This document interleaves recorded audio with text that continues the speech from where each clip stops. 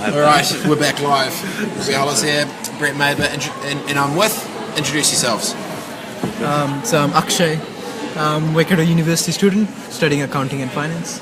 And I'm Devon. I'm doing computer science over at Waikato Uni. Now, both of you guys were in pretty deep conversation before. Tell me about your team and your idea. What's going on?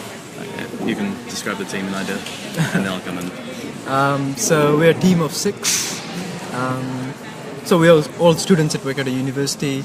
The name is From the Ashes. Devon, do you want to tell them how we got the name? Actually, I don't really know exactly how we got the name, but I don't know. Really? Alright, what's the idea? Go. Idea. So depression rates in New Zealand is quite high. So we're thinking about tackling that. So for that, there are support lines out there, like support systems out there, but obviously it's not being used. So that's why we're thinking why it's not being used and what can be done. So some of the things we came up with was calling the actual hotline takes some strength and courage, and also the number might show up on your call list or something, and your parents might find out, and you don't want to do that. And it's like being depressed is kind of like not approved socially or something like that. Yeah, Yeah, it's like that. Yeah, so it's like a stigma based thing. So we were thinking of having an app which could help youth. So we were aiming, was it 8 to 17 or 18 years? Yeah, right now? this is what we're kind of deep just in working on it conversation right about, now, is exactly who, like if we did have an application that, kids could actually go onto and post maybe a question or, their problem or something, and people to come in and talk to them about that. Like, we don't want to have the age range too low because, having 8-year-olds using this application, they might not actually be able to kind of understand exactly the help that they're given. So that's why we're kind of talking about maybe raising that up to maybe at least 13 years old.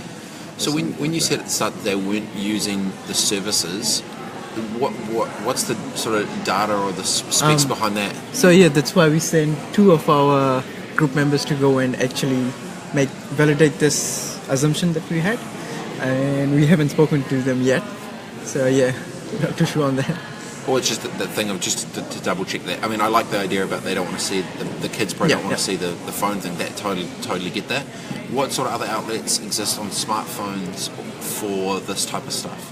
Because I don't know if you've been following Mike King, the comedian guy. He's been doing a lot in this space, especially around like suicide, depression, or all that stuff as well, which is cool. And obviously John Kerwin's got his big thing that he did, which was really good to help start the conversation. I genuinely don't know, but from an app perspective, locally in New Zealand, what's the sort of space like? Well, I guess we don't exactly, we haven't researched exactly, where everything is. We did find out there is another kind of application in on US? the market. Yeah. Is it in the US? I'm not too sure. It's somewhere else. It's called Action Space. Okay. And it is like a paid service where I think it's about $25 US per week, which is quite high, for this kind of service. But that's one thing that we need to go into and sort out exactly, what everything is kind of like, I guess. What do you think what's the app going to do? Generally, we just want to. The idea that I have from the whole team is we kind of want to create a space where someone can come along, post maybe something that's been bugging them, or maybe they're calling out for a little bit of help, and from there we can have some a mixture of professionals, people that have been through it, that can kind of relate to them and come back and provide them with a little bit of help. I think I know what you're trying to achieve. I can imagine if you're going through that sort of thing to actually pick up a phone and ask for help. That's the toughest bit, right? And that's what everyone in this space is kind of talking about, getting people to ask for help. And I suppose to go back to whether or not you've done your research or not, the youth suicide rates in New Zealand are amongst the highest in the world, right? So whatever we're doing, whether it's good or bad, it could be done better, right? Yeah. So we want to get that lower. So I suppose it's got to be you want to really soften that that approach, right? So if it's too hard to pick up a phone and talk to a stranger, how can you make that easier? So again, texting someone's easier than calling someone, right? And maybe, as you say, even if there's a bit of transparency, and there can be an amount of privacy around it, but even if you can go on there and observe, 'cause, everyone's kind of going through the same thing, right? So even if you can see questions and answers going on, maybe you can actually, by observing and not engaging at all, actually get some of the answers that you want. You know what I mean? And you could even set that up in a mock sort of situation, so it's not real life stuff. So you're not actually letting out someone else's stuff. But as long as there's privacy around it, then maybe that's a good way to do it. But in terms of, it'll probably go back to probably one of my biggest questions always is how are you going to make money out of it? And I suppose classic neighbour question. It's a neat idea and all that sort of stuff. So I suppose my question is, how do you see yourself making money? Is it a have a fantastic idea, go to the people within government that are currently spending, I don't know, I imagine a fair amount on a system that's not working and say, do ours, give us a whole lot of money and you don't have to develop it. And I guess it's validation, the fact that it's not working because we have the highest source rates, which should link and that may not be based on the fact that because we don't have a very good call centre, it could be based on a whole lot of other stuff. Yep. The one I'd probably maybe challenge you guys on to think about is the ability of what technology enables through a smartphone, right? Like, say if I look at, say, even just the gamification or fun elements of what the filters on Snapchat does in real time around being able to mask and change voices, change faces, do whatever else. It can enable different personas or characters to be able to come through visually, but that's used for fun.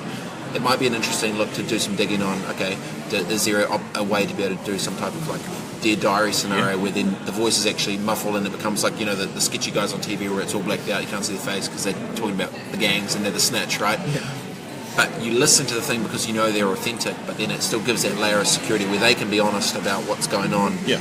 But utilising tech, that's an interesting play. Even making like a little cartoon avatar, not just like the the Nintendo Wii type thing. So it's actually everyone says, oh, this friend of mine's going through an issue. Well, it's like my little computer animated friend's going through an issue and he wants to talk to you about something. It's a lot easier than what's their real voice but muffled or changed. 100%, yeah. Because I think that people, and one interesting thing that I also say is a lot of the time we're talking about before on social is everyone shows this perfect life and all this curated and polished stuff, when in reality life's not like that. There's this other side which people don't talk about. There's stuff that is shitty and bad and it's hard to. But if you're an alien looking at someone's social media account, it's like, oh, everyone's life is perfect and then my life's not perfect and this sucks, so maybe I'm depressed. It's like, no, it's actually, there's the other side to it as well. So I guess my point would be, if technology enables people to curate perfection when we know that's not true, how could technology enable flip the script? It's 100% to come the other way, in a way that you're saying they want to pick up the phone. Okay, well, how can you use technology and smartphone to be able to engage? How can they start that conversation to talk about? And it literally. I guess you want to make that leap a shorter distance, right? So at the moment, I guess what you're saying is to pick up a phone and tell a complete stranger I need help is from here to the door. How do we make that a small step? How do you soften that blow? And like it's a lot easier to, I don't know, text your girlfriend and tell her she's dumped than it is to see her in person or do it on the phone. You know what I mean? So how can you, that's also a difficult thing to be able to have to do, but you make it easier by text. Can you, by texting or, as you said, sort of, I guess, remove yourself from it, or It's like find the hack that enables others to be truly honest without the implications of transparency to the person. Because if I was going through problems and I didn't want staff or work or close friends or this and that, or I didn't have a circle, because a lot of times these people don't have a circle, right? So if I was a full loner on it, but then I felt like there was an outlet to be able to do it, that's actually that's cool to know that it's there. So then it's like, it needs to start with the transparency of who they are, of being able to literally is it anonymize? What's the word? Anonymize? Yeah. Is that the word? Is that a word? Anonymize. Anonymize, you know what I mean? Yeah. Like at a starting point. What's that? Word. Yeah. Dude, you're like halfway back, man. Anyway, no, that's pretty cool. And then, but exactly to the point, probably to Brett's point, is monetization. Yeah. So your only way of making money is to make it awesome and better than what they can do, and so that they can just buy your package or hire your company Yeah. to outsource what they're currently doing, right? And then I suppose you need to find out how much the government or local government or whoever is actually running that sort of stuff is currently spending. It would be too bad if you find out that it's all volunteer. And there is no monetary value about it, apart from doing a really good thing, which, hey, sometimes it's not about money. You should reach out to Mike King. Yeah, he did come to our university once, and I did listen to him speak, and he's a really. Can you get to really him? good guy. I believe I think he's one of those people that you can just contact. Yeah, man. And Facebook him up. If someone here is linked up, connect to him. Mike King, get at it. Cool, man. Anything else you want to ask or questions or anything? not for me really. Sweet. Well, good luck, boys. Good shit. Thank Okay. Hope you try and hack this thing down. It's a big issue, man. It's I wish you well on because it's real shit, and I think it's cool. You guys are trying to have a crack at it. Yeah, and I think the worst part about the whole thing is trying to monetize it. But I mean, Sure. of course, you do need some way of keeping it Oh, going. I'm more just talking about this specific competition, right? So in terms of being able to package something up in a 48-hour time period and present something to the judges, that's going to be the questions. One thing Ben did suggest is selling it to the parents instead of targeting the Interesting, yeah. kids. Yeah, he's like, That's smart. because he even gave us $5. It's like, I'm your first customer. He just gave it to us. We're like, okay. Yeah. yeah. I guess that it's like- playing devil's advocate, Yeah, it's yeah, kind of like Yeah. if you kind of get that from your, if your parents say, oh, look, I've downloaded this app for you on your phone, Yeah. we know you're going through problems, then you're kind of like, oh, shit, whatever, you know what I mean? Which Yeah. should be kind of like, thanks, mum and dad, let's work through this together. I don't think that's how teenagers going through those issues work. It's kind of very private, whatever, I'm going to download it myself, and no one needs to know about it, I just need some There's help. also another way to take on that. It's the same concept, but to anonymise that, there's the pay it forward. There's a pay it forward pizza place, I think, in Chicago. Yeah, right. And everyone goes in, they put $1, and then they put a poster on the wall, and then every time a homeless person comes, they can then get that slice of pizza. So they prepay it anonymously, and the next person comes up and do it. Then it becomes just a charity thing. For every $1,000 we get, we give away 500 downloads or whatever the thing is to it, so it can kind of go the other way. So the same principle, but So a parent could then buy a $50 subscription. Their kid may never go on there. but they buy it for others, Others and then helping. it's free. Yeah, because So New Zealanders are always out So there helping. therefore, your target market has just gone from anyone with a kid between the age of 13 to, I don't know, 25 or 30. Good luck, boys. Get you. at it. Wish you well. Thanks. Cool, good stuff. Nice to meet you guys. Yeah.